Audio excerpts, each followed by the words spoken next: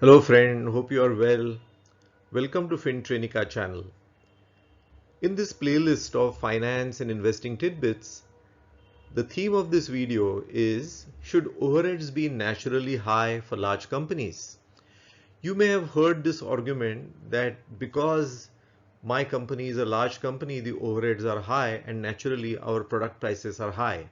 This is the argument which is often heard. I'm sure you must have also heard about it. Let's just scrutinize that argument. Indirect costs, that is costs which cannot be attributed to products or services that a company offers, are called as overheads.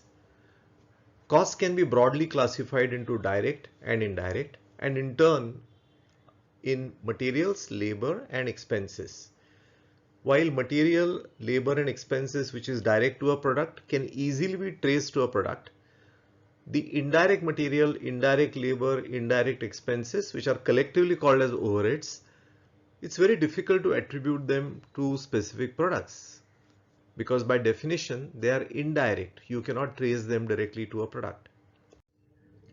It is indeed true that generally large companies spend relatively far more on health, safety, environment related aspects. They spend more on learning and development for employees. They spend a lot more on research and development. So naturally there are a lot of costs which cannot be attributed to a specific product, and naturally their overhead pool is relatively much higher as compared to smaller companies or small and medium enterprises as it is called. Many of these large companies are listed and are continuously getting scrutinized by stakeholders on various issues, as we know. Hence, they are more conscious about all these aspects. However, that is no justification to say that because of all these expenses which we are required to incur to maintain our public image and the stakeholder interest, we will therefore be entitled to charge a higher price due to our higher cost base. If that would be the case, then they will surely lose out in the marketplace.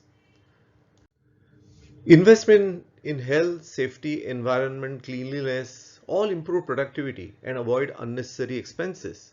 That should result in a lower and not a higher cost in that sense. Their spending on research and development should result into differentiated products, which should provide them pricing power in the marketplace.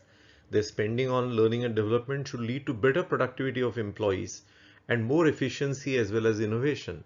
It should also result in sustained cost reduction. In fact, a culture which supports and fosters cost reduction, which would eliminate waste and unproductive expenditure and activities.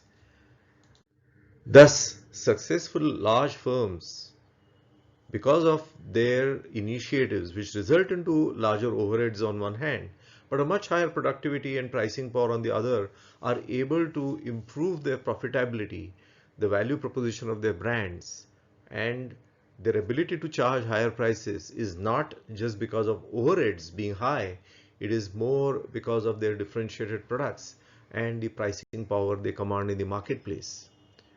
Thank you for watching. Do share this video if you have liked it.